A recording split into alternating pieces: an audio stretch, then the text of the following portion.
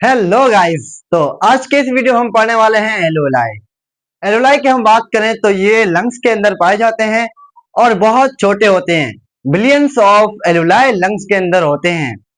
और हम बात करें एलोलाई की तो alveoli they are respiratory surface of lungs. हम बात करें रेस्पिरेटरी सरफेस क्या होता है। रेस्पिरेटरी सरफेस का मतलब ये होता है जहां से गैसेस एक्सचेंज होती है। क्या होता है जहां से गैसेस एक्सचेंज होता है। हम ऐसे भी कह सकते हैं the site of gases exchange is called respiratory surface. तो मतलब के जो लंग्स का रेस्पिरेटरी सरफेस क्या होता है, ह्यूमन का रेस्पिरेटरी सरफेस क्या होता है, एलुलाई होता है। इतना क्लियर है। और हम बात करें each alveolus cup shaped structure covered by blood capillaries. हर एक एलुलाई किस स्ट्रक्चर का होता है, एक कप शेप्ड स्ट्रक्चर का होता है और उसके ऊपर बहुत सारे क्या होते हैं, ब्लड कैपिलरीज से कवर्टेड होता है। इतना क्लियर है। और हम बात करें due to extensive infolding inner wall of lungs alveoli produce large surface area for gases exchange. मतलब के जो हम बात करें किसकी, एक्सटेंसिव इनफोल्डिंग की, जो लंग्स के इनर वॉल होती है वो क्या होती है, फोल्ड होती है, फोल्डिंग होती है। वो क्यों फोल्ड होती है, क्योंकि लार्ज एरिया को बढ़ाने के लिए ये फोल्ड हुआ होता है। और जब लार्ज एरिया होगा किसी भी सरफेस का तो वहां से गैसेस एक्सचेंज भी क्या होगी, ज्यादा होगी। हम अज्यूम करते हैं हमारे पास दो टाइप के क्या होते हैं सरफेस है, ठीक है। एक तो ऐसा है हमारे पास और दूसरा एक फोल्ड हुआ है। क्या है, फोल्ड हुआ है। ये दो टाइप के हमारे पास क्या है, सरफेस है, ठीक है। लेकिन हम इसको देखें तो अगर हम इसको स्ट्रेट करेंगे तो ये सिर्फ इतना ही एरिया बनाएगा, लेकिन इसको हम स्ट्रेट करेंगे हम लंबा क्या बनाएगा, एक एरिया बनाएगा।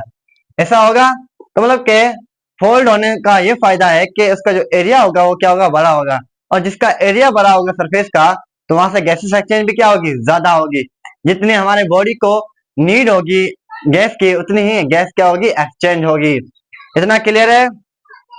और हम बात करें each alveolus single layer is formed of two type of sales.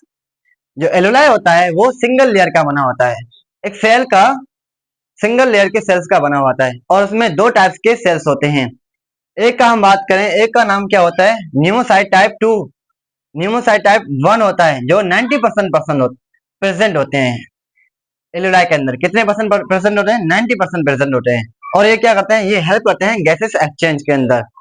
कौन से सेल्स, न्यूमोसाइट टाइप 1 जो कितने परसेंट प्रेजेंट होते हैं, 90% प्रेजेंट होते हैं और ये हेल्प करते हैं गैसेस एक्सचेंज के अंदर। और दूसरा टाइप का कौन सा है, न्यूमोसाइट टाइप 2 जो 10% प्रेजेंट होते हैं और ये प्रोड्यूस करते हैं सर्फेक्टेंस। वो सर्फेक्टेंस कौन सा होता है, लिपोप्रोटीन फ्लूइड होता है। हम बात करें लिपोप्रोटीन फ्लूइड कौन सा होता है, लिपोप्रोटीन फ्लूइड मतलब के लिपिड एंड प्रोटीन का मिक्सचर। लिपिड और प्रोटीन का मिक्सचर जब होगा तो उसको हम क्या कहेंगे, लिपोप्रोटीन कहेंगे। और उसका फ्लूइड होता है उसके अंदर, एलोलाई के अंदर हो, ये क्या करता है, ये हेल्प करता है रिड्यूस सरफेक्ट टेंशन। ये क्या करता है, रिड्यूस करता है सरफेक्ट टेंशन को।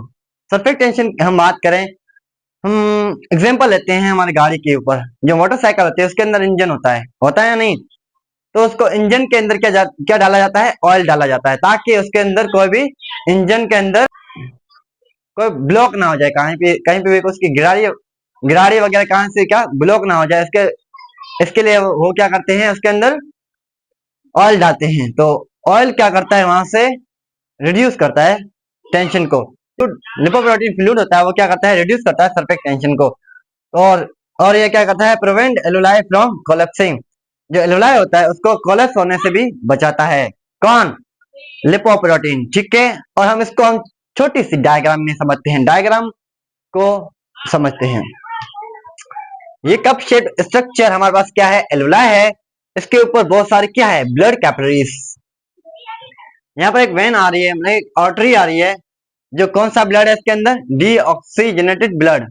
कौन सा, डीऑक्सीजनेटेड ब्लड मतलब क्या है, ऑक्सीजन जिसके अंदर क्या हो, कम हो और कार्बन डाइऑक्साइड की कंसंट्रेशन क्या हो उसके अंदर ज्यादा हो।